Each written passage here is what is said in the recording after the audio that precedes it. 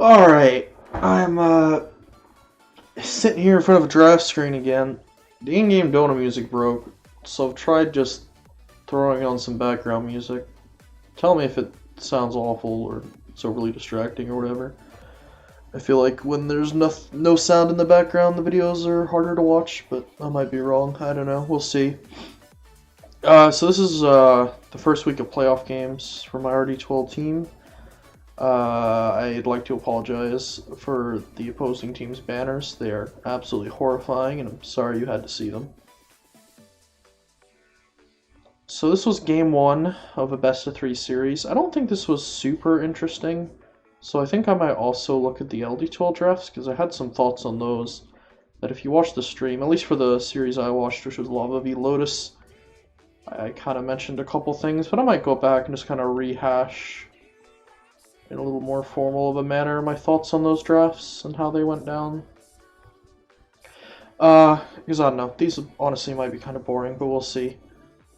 So this is, as I said, game one, best 3 series, won the full 3 games, and we'll go into why it went full 3 games.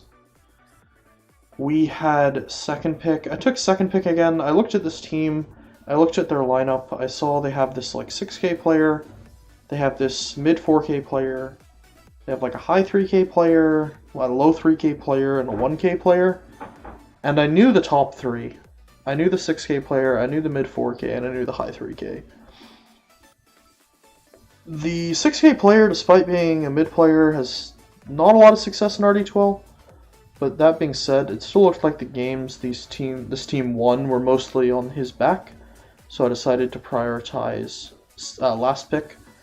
I think their second highest player, maybe not the most impressive player on Earth. So I didn't really mind giving him a better pick in exchange for being able to counter their mid. So with that said, they had first pick. I first banned Kunkka because their mid player plays the crap out of it, and he's extremely good at it. I believe they were 6-0 during the season picking Kunkka. I don't remember if they ever actually did first pick it, but I didn't want to risk it because honestly, I didn't have a plan for it. If they picked it, I had no clue what I'd do, so just get rid of that crap. We banned Undying. They weren't picking a huge amount of Undying, but I really didn't like playing I don't like playing against Undying, or at least I didn't. Maybe with this patch will be different, but I mentioned in previous videos it makes the safe lane pretty easy to win, and obviously me and Chen would much rather win our lane than dying. It doesn't even really have to be a good player. Can easily put a stop to that. And then I banned Abaddon because I thought it was really good last patch. Just an insane amount of save. Like the hero itself is pretty impossible to kill, at least impossible to burst because he has his ult, and then he just saves his allies with his shield. The dispel's pretty big, as well as the damage block and heal, of course. They took the Night Stalker since that was left in the pool. I was less and less impressed with Night Stalker in the later stages of the patch. I banned it in our last week of groups anyway, because I thought the team was pretty good at it. This team, I didn't care as much. They took the Night Stalker. It did change the way we drafted because they had one. So in response, I immediately took a fairly tanky Pause 5. I didn't want our Pause 5 to just be free kills for Night Stalker. Heroes like CM, Jakiro, whatever, they very often can end up becoming that. They're very squishy. They don't always have the gold to be able to get a fast force staff. That might be totally different this patch. Obviously, this game, I guess I forgot to mention, it was on the previous patch. So, the specifics may not be relevant, but, we're going over it anyway. Because why not? So yeah, I took Ogre Magi. I also took Sand King. He's kind of a flex pick. Just think it's an okay hero. It is a little annoying to play against Night Stalker, because if he gets the silence on you, you can't really, you obviously can't use your Q. You don't really want to buy BKB on Sand King. You can get away with it if you're a core. Definitely can't if you're a support. Force Staff is kind of your only option, and that's annoying. Because if you wanted to like stun someone right in front of you, now you have to Force Staff and then stun. You have to make sure you're Force Staffing in the right direction that you can still get the stun off, but not like hurling yourself into like an AoE silence or something like that. Like a Viper W or Jakiro Ice Path that's on the ground or something. Anyway, so it's mildly annoying, but it's not the end of the world. They pick a Zeus. Really strong hero last patch. I honestly think I don't think they really nerfed him. If I recall correctly, they like nerfed one thing about him, but he also looks really good with a level 30. I think all his talents are really good, and he has an XP talent, which lets him get to level 30 quite easily. I think that hero might still be a pick. I haven't really played it yet, but anyway, it was definitely good last patch. It's also kind of extra decent against Sand because you can get away with a little less detection by the power of all his spells giving True Sight, or two of his spells giving True Sight. So yeah, not a bad combo. A little Lockdown light, to be honest. They both have like light CC. Night Stalker has his slow, Zeus has his bolt that can cancel TPs, but no real stuns. God, I might have forgotten what we last picked. I was looking at this now. I might have to go remind myself of that in a second. Anyway, moving on. We ban Outworld Devourer and Shadow Demon. We'll get to the Shadow Demon in a second. Went ahead and banned OD because I think the hero was very good. Their 6K player, his name is Admiral. He actually went like 38-0 in a previous RD12 game on Outworld Devourer, so it was heavy on my mind not to let him get it. I think it's also pretty nice against like tankier heroes because he just sits there and saps a bunch of int. Obviously, the hero doesn't work like that anymore, but conceptually, I think it's still kind of the same thing. Now he works off mana difference. He gets the like charges or whatever. Strength heroes with not a lot of mana, so the potential to take a lot of damage from his ult, despite having extra magic resist and a lot of health. Ogre is kind of in like the worst of both worlds, where he's not a strength hero, so he doesn't have like a ton of extra magic resist, but he also doesn't have much int gain. So OD, I think, just kind of tends to slap him a few times and drop his ult. They ban Void and Lifestealer. People target bans our carry a lot. I didn't even mention their first bans. It's kind of a lot of what I've been seeing. They ban out a couple of my heroes. And, you know, it's not just because I play them. Skywrath Mirana very strong this patch. Gyro also insanely strong, I think. Ban that one out. They ban out a couple more carry heroes. I think those were like the 3 top carry heroes of the last patch, so can't really blame them for those. Lifestealer especially annoying against Zeus, because he can just kind of shred you. Ideally, if you're playing a support Zeus, you want to just get that fast Ags if you have to stop on the way for things like Force Staff, just so you don't insta-die to Lifestealer. Kind of annoying, especially early when you don't even have the money for it, you're just food. And yeah, no, Void, nice combo hero, pretty easy to execute. So I specifically banned Shadow Demon because with the top carry heroes out of the way, we decided we were going to pick a Luna. Flocka kind of liked it at the time. We had an Ogre, which I think is a pretty nice combo with it. We weren't sure what we were going to do with the Sand King yet. We were still considering running it support. And that lane, you know, if it ended up being a thing, we could potentially try a lane. It'd be really strong. I don't remember how we laned this, and I'm not going to check, to be honest. So anyway, I banned Shadow Demon because I think it's nice against Luna. And they hadn't picked a Pause 5 yet. So yeah. They then picked their Pause 5, which is Keeper of the Light. The hero's super strong this patch, or last patch. I don't think there's much to say there. The hero's annoying. It is what it is. It wasn't really like a counter or anything, it was just a pick. We then take Lina. Decide, it's kind of rough against the Night Stalker, as previously mentioned. Squishy int hero, he gets on top of you, tears you apart. But the hero does get a lot of farm by the power of just blowing up waves, so you can afford to get that Force Staff. And against Zeus and Caudle, A has the attack speed and range to hit the ball, the flashy ball in the sky, whatever it's called. Will-O-Wisp. Kill the Will-O-Wisp, a lot of nuke to blow up the 2 supports. If you get on top of her alongside the Sand King, which is obviously now going to be a support. It was a possibility that the Lina went mid and we picked a different off lane or for last pick. but it wasn't really going to happen. They then pick a Pudge. We have a lot of magic damage. Pudge is good against magic damage. I mentioned that in the last video I made. Hero gets very tanky. Gets a lot of strength, which gives magic resist as well. Lena, Sand King, obviously very heavy on the magic. Luna, Ogre, and even Lena as well to a certain degree are a bit more mixed.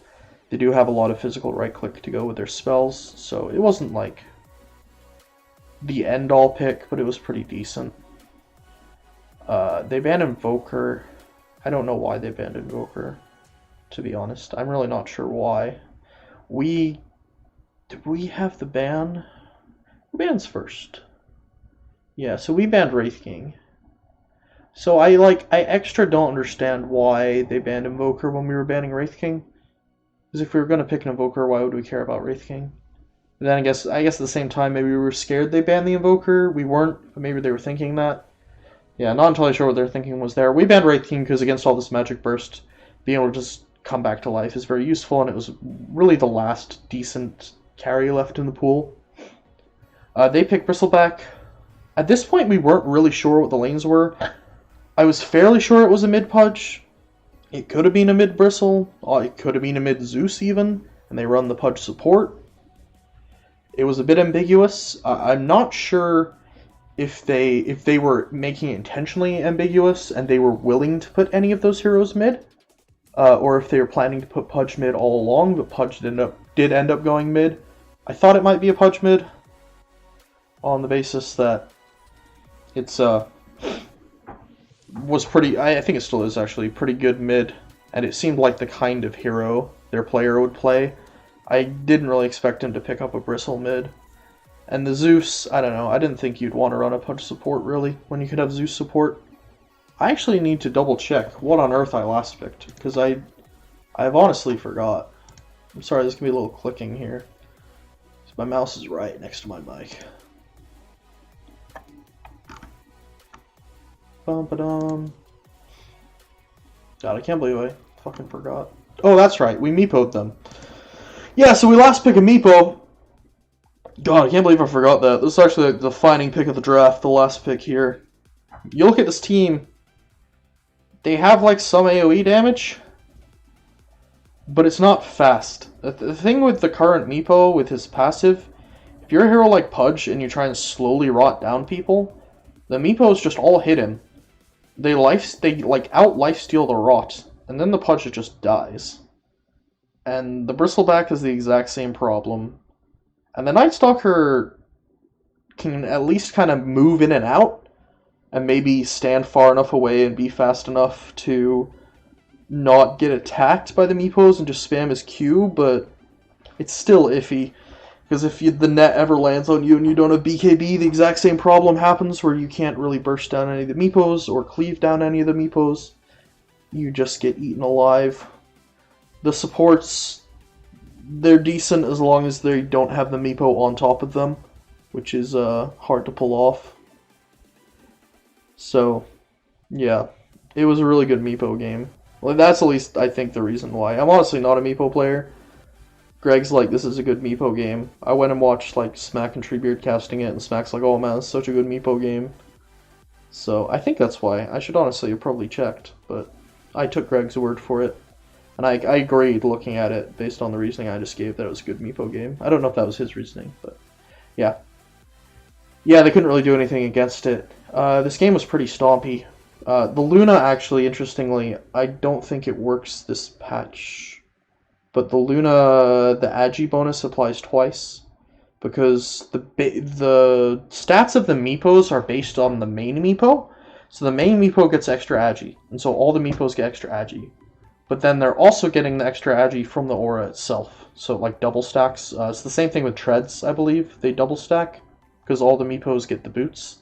So they get the main Agi. The main Meepo gets Agi, which boosts his stats, which applies to all the Meepos. And then they also get the Treads stats. Because they all have boots. Anyway, that's how Meepo works. So I guess there's one less cheesy combo you can do now. Because I'm pretty sure the new Luna Aura, which is like base damage, doesn't work like that. Maybe it does. I don't know. I don't think so. Yeah. So that's that. We picked Meepo. It was very good. I think their squishy supports were maybe a mistake. Like, these were definitely good supports this patch, but against the Sand King already, they were liable to getting blown up. Like, their cores kind of all do the same thing, and their supports kind of all do the same thing. So, like, they have these 3 cores that are just these strength flesh heaps.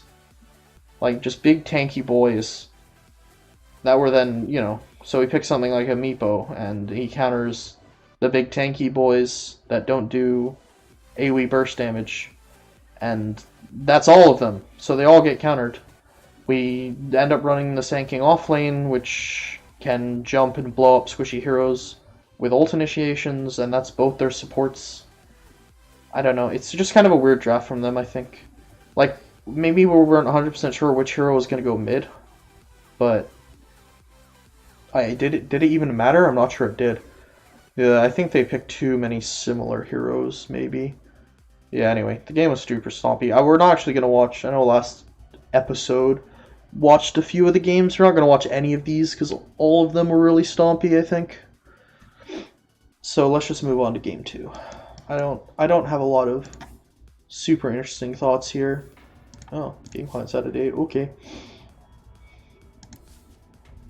I hope this doesn't affect this.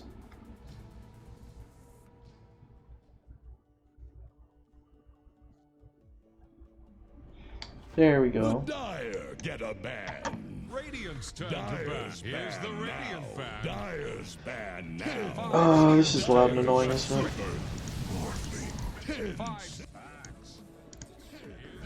So, game 2, they have last pick. I believe they chose last pick. Yes, I believe they chose last pick. And we chose Dire on... Did we choose Dire? No, we chose US West. That's right. So they chose... So, okay, and I'll explain this in a second, I guess. So I need to catch this pause.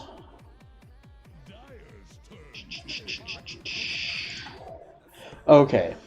So, for RD2L playoffs, because there's Eastern Divisions and Western Division, when you flip, instead of just flipping for side and pick, you also have the third option of server.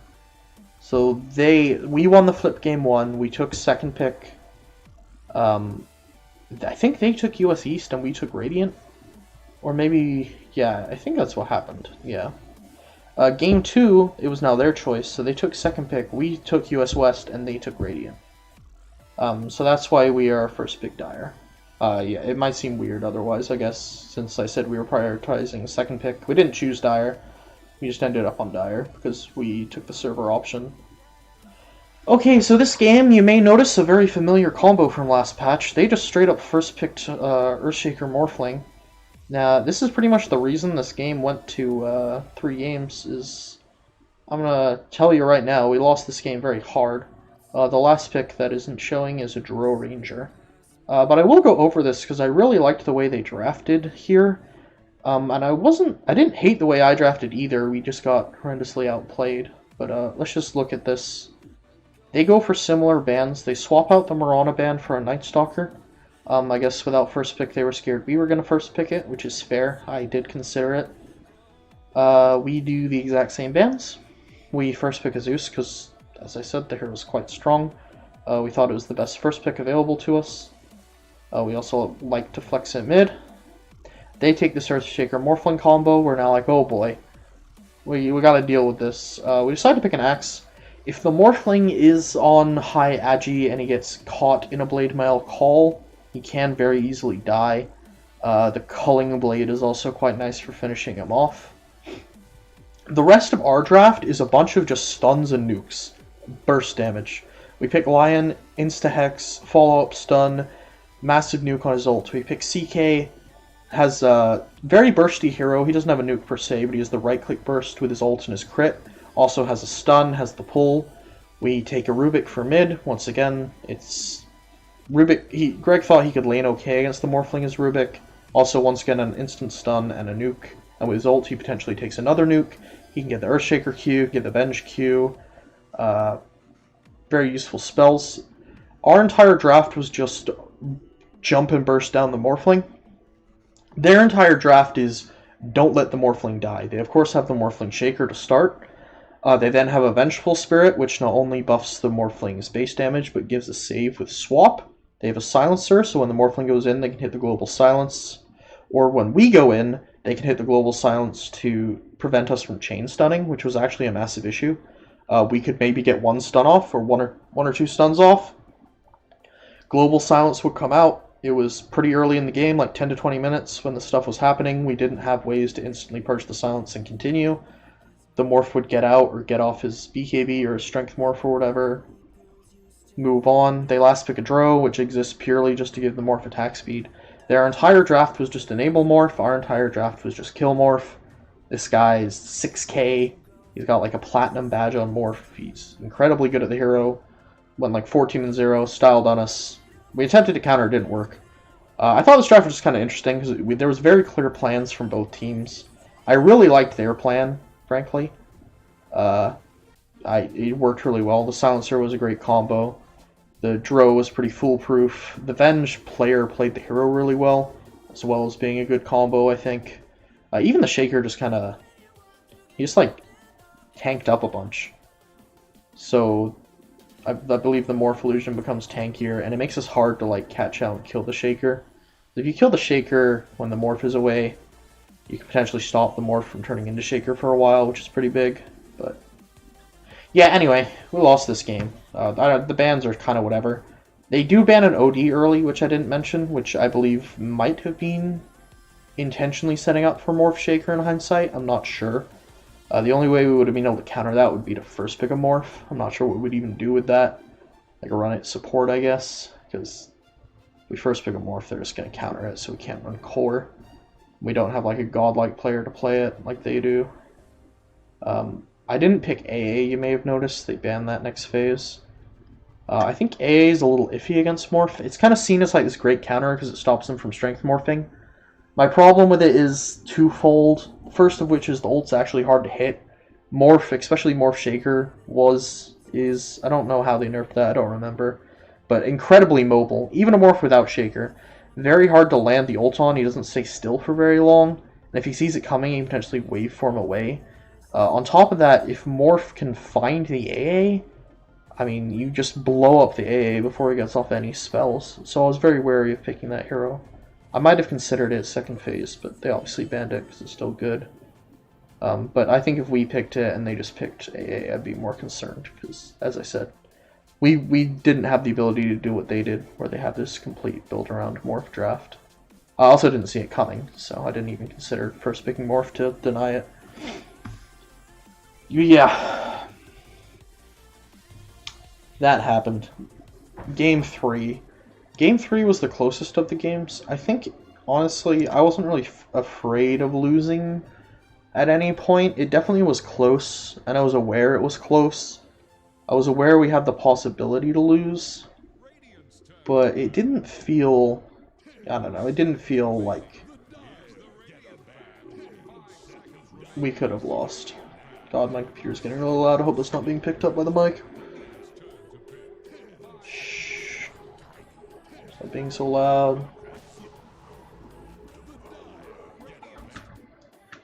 It's definitely being picked up by the mic. God, why does it do this?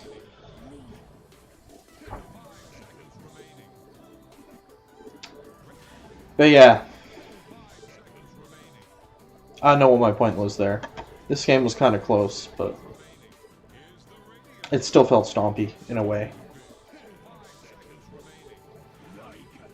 In its own way. Holy crap, it's so loud. Why is it so loud? One sec. Ugh. Oh well. I don't know how to make it. I don't know what I do to quiet it down. Okay, so we took. So for the third game, we flipped again. We took. Second pick. I believe they took Radiant and we took West. I believe is what happened. Is that what happened? It's either that or they took East And we took Dire just because we played it last game. No, I think that was a previous series. Yeah, I think we took West. They took Radiant, we took second pick in West. So we have second pick once again. So, interestingly... maybe not that interesting. So anyway, I ban Abaddon Kunkka. We decided to give up the Undying ban for the Shaker ban. We're definitely not wanting to get Shaker morphed again. Only need to ban one of those heroes, decide to ban the Shaker. They can still pick Shaker and do something with it, even without a morph. We didn't think there was any chance they'd take a morph without the Shaker, unless it was like a crazy good morph game, which we weren't going to let happen. I think when they saw we let the Undying through, they decided to ban. I don't know entirely what their reasoning was to not pick the Gyro. I guess they didn't ban it last game and we didn't pick it, but that's because there was a morph. Either way, they didn't ban the Gyro, we didn't ban the Undying. So they first pick Undying, and we first pick Gyrocopter, both of which were not available game 1. I almost want to write off game 2 entirely. The Morphling pick, I think, completely changed the way both captains drafted. So I'm going to kind of rely more on game 1. And as I said, game 1, both these heroes were first banned for a reason. Both teams were willing to pick them, I think. And that's what happened. So they take this Undying, we take Gyrocopter, we also take Zeus. I thought Gyrocopter and Zeus were just crazy good heroes. We were able to flex either Gyro or Zeus. Greg was willing to play mid lane. They then pick an OD. This hero was crazy good. I think it was also particularly quite good against Gyro. Gyro's int gain is not fantastic, and he doesn't buy an immense amount of stats. Like, he buys drums and Ags, and not even always drums, sometimes drums, and then Ags. So very easy for, once his BKB's down, the OD to blow him up with Hammer. It might be better this patch, now it's based off mana, because he does get, like, some extra mana from Ags. I'm not sure, though. Probably still pretty rough. But OD being a very good hero, they were fine picking it. They didn't have last pick, so I guess they didn't care about picking Admiral's hero last, or later in the draft. They just pick him the best possible hero. We, of course, banned OD second phase in game 1. They were probably pretty aware we would be willing to do it again, if given the chance, so they just take it out of the pool. We banned Dro because it's a really good enabler for OD. We banned Void for a similar reason. Dro obviously just gives OD a whole bunch of free attack speed, and Void sets up for him to right-click heroes. Their carry player was their like low 3k player, so these super easy to execute heroes that have a lot of impact, like Dro and Void, were kind of scary. I figured on a more difficult to play hero, he wouldn't be very impactful, and I think that's exactly what happened. They eventually pick a Lycan. I think it did literally nothing. It was just terrible. Not too much hate on the guy or anything, but it wasn't good. They banned Meepo. I guess they were scared of getting Meepo'd again. I'm honestly not sure if we would have picked it this draft. It looks kind of rough, but yeah, better safe than sorry, I guess. They also ban Axe. I don't love the Axe ban, honestly. It can be annoying to get called while BKB'd on OD, but you don't really take any damage. You can turn your orbs off so you don't get die to blade mail. The Undying definitely doesn't care about Axe. Like, not one bit. I think it's actually quite good against Axe. Other than maybe zombies proccing spins, but that's so minor.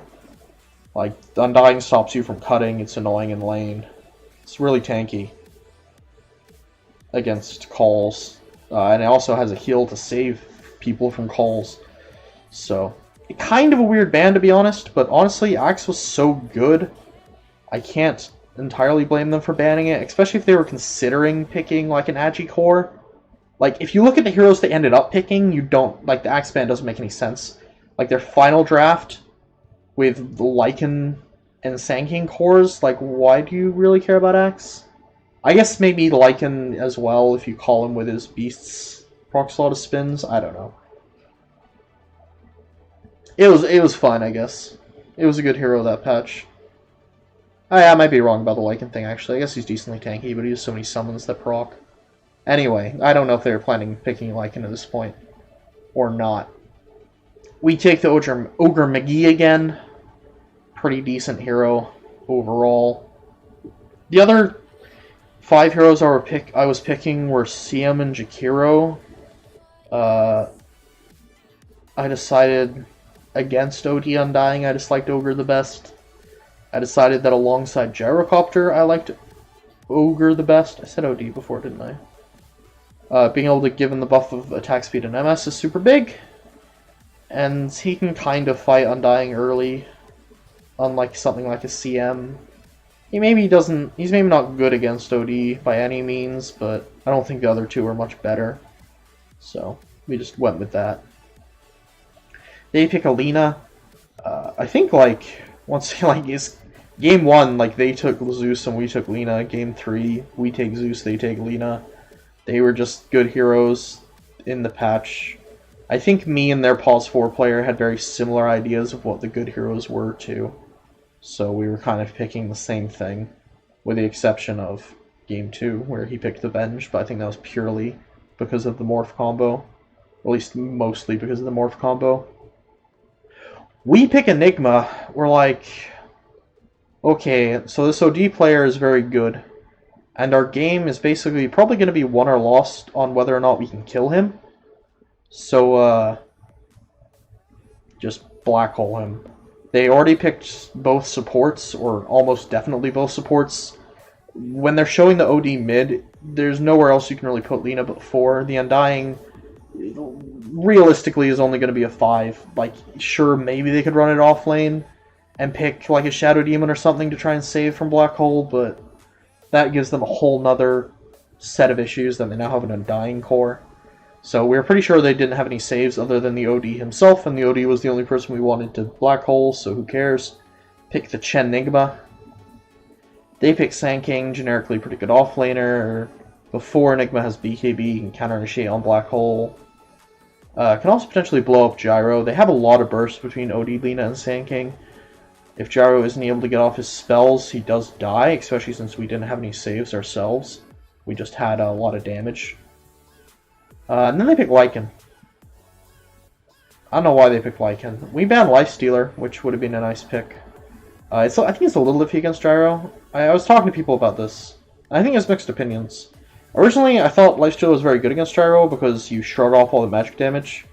He drops all his nukes and his missiles and whatever, and you just pop Q and hit him. And you don't take any of it. And other people agreed that was the reason why Lifestealer was good against Gyro. A couple other people told me that all the physical damage from Gyro was hard to play into his Lifestealer, which I didn't super buy at first, but after seeing it be played out in one game, it's yeah, I guess that is a lot of physical. So I don't know, I guess both heroes have kind of changed now, but at the time, decent enough Lifestealer game. I mentioned game 1, I think Lifestealer is very good against Zeus. We have a Zeus. They also banned Sniper because it's pretty decent against OD. They do have Jump with Sand King, and you think Lycan would be decent against Sniper as well, but I don't know, they ban it. Honestly, feel like with their heroes they would have been better off banning Pugna, because when we got to this stage, when we were about to pick the Enigma, we decided that, hey, they haven't banned Pugna or Sniper. These are our go-to OD counters. They can't really pick Sniper themselves. It's unlikely they pick Pugna themselves, so we should be guaranteed to get one of them available to us. And sure enough, that's what happened. They banned the Sniper, so we picked the Pugna. Last pick. We ended up winning this game. It was a bit closer, I think probably because we made a few mistakes as a team, but overall, I think we were just the better team here, to be honest. I don't think the Game 1 or Game 3 drafts were, incredible. I don't really think we outdrafted them. Especially this game, our draft was kind of goofy.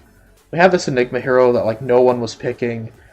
Didn't entirely fill the roles of a traditional offlaner. He can get auras and kind of frontline and push, which is actually what I wanted Chen to do this game, but we miscommunicated and he ended up buying, Blink BKB Ags or something. I don't know if he went Ags, but it was some shit like that, where he couldn't do any of the aura stuff, but it was a little goofy, but I think it worked. This was very RD12 specific.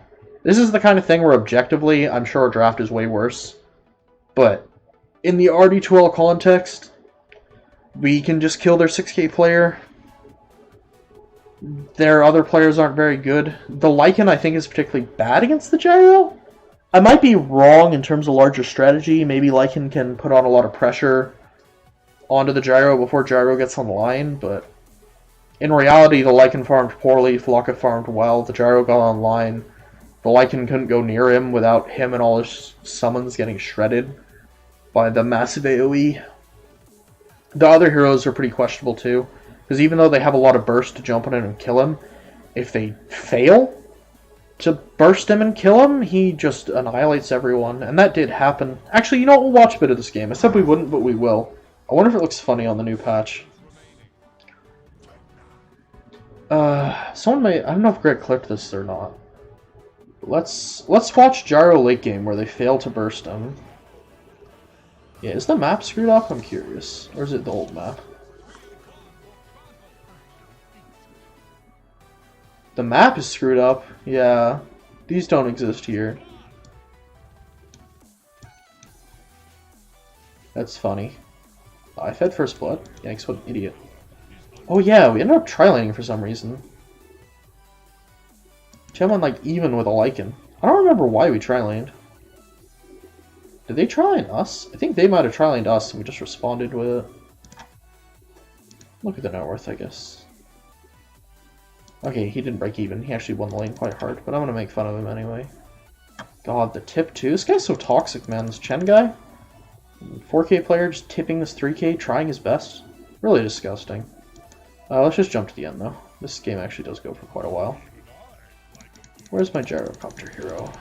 Ooh. We aren't there yet.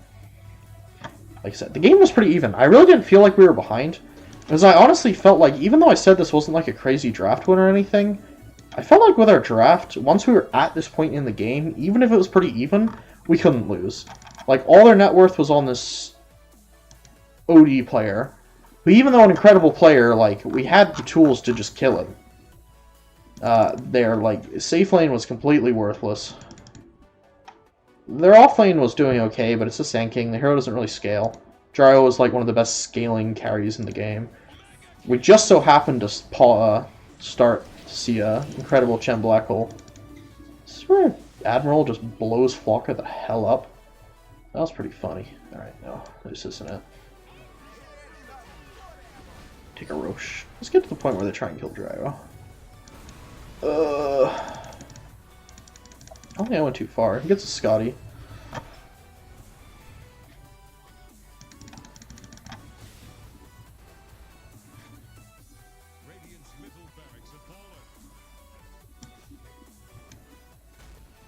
Okay, no, this was it. Well, this is... I think this actually happens twice. This is what I'm talking about. In terms of being very good and very bad against Gyro at the same time. So they're going to try and burst him here. They get a Hex, they get 2 OD ults. They fail to get anything else off, though. And, God, we actually need to watch this in slower motion, because everything happens so quickly. Okay, so my gyrocopter. I think they actually have some mechanical misplay here as well. So Gyro's going to walk up eventually. Oh gosh, I don't want to miss it again. Our Ogre is playing very much in the front. They know they can't really go on Ogre, they have to go on the Gyro. If they commit to an Ogre, they will just lose the fight. So Gyro walks up. He's already lost some health. Admiral's going to blink in with Hex and BKB. He BKB's first. Very important, guys. If you don't want to accidentally get like insta-stunned when you blink in, just BKB first. That's the sign of a 6K player right there. He's not completely retarded. He is a little bit. He blinks in, ults, refreshes, ults again, eventually. He actually hexes the Enigma this time, so he can't get Black Hole, which is smart. You thought maybe he'd want to hex the hex the Gyro, but he doesn't, because it would be pointless if the Enigma got Black Hole off. I think the issue here is that the Sand King began channeling his ulti instead of just blinking in and stunning. If he just blinked in and stunned in order for Lina to get Laguna off, gosh, she actually has a BKB and she let herself get stunned by a rocket. Because Flocka's already got attacks off here. Man, can I go back just a tiny bit? He fell to like an incredibly low amount of HP. Like, if they actually burst him here... Like, they have so much burst potential. Like, the Lina and the Sand King didn't even do anything. This Odie single-handedly dropped Flocka to, like... Let's see how much here. To 400 HP. The Odie all by himself dropped him to 400 HP. If Lina wasn't stunned with a BKB off cooldown, and the Sand King had just stunned instead of, like, channeling Epi, Flocka would have died, and that would have been a really big deal. And that's why I think they were actually pretty decent against Gyro. However, the reason they're simultaneously bad against Gyro is because if he gets his BKB off, he's just this, like, unkillable monster. The Sand King's not doing any damage because he got the BKB off. The Lina's just stunned. The Odie's just dying through BKB. Everyone's taking a ton of damage from Flak. I don't remember if we kill him or not, actually. He did have some pretty walled escapes, but no, he does die here. Shouldn't like Black Hole nothing or something and died again. XD. But yeah. Man, I didn't realize how hard they misplayed until I watched this, actually. I was surprised how many times Flocka survived and got BKB off. If we had had a save support or another save core, it would have been a super good draft, I think. The fact we didn't have a save, other than like maybe a Glimmer on Ogre, we didn't even have Glimmer actually, we only had Force. We could have actually probably forced him though when he was hexed, but we didn't. That's another issue. But dang, the runes all look funny too, because this map changed. I'm like walking through the dirt. Yikes, we won't watch anything but high ground. Yeah. Gyro pretty good against the Tombstone too. I think that happens a few times. Gets a Scotty at some point, and we go for the exact same play. Okay, okay. Let's back off a little bit here.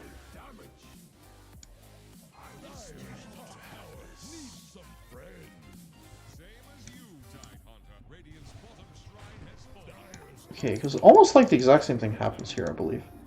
Lina's actually getting zapped. Once again, BKB like off cooldown. Just dying here. Flocka pops his BKB maybe a bit early. I guess this isn't the other time he got jumped and survived.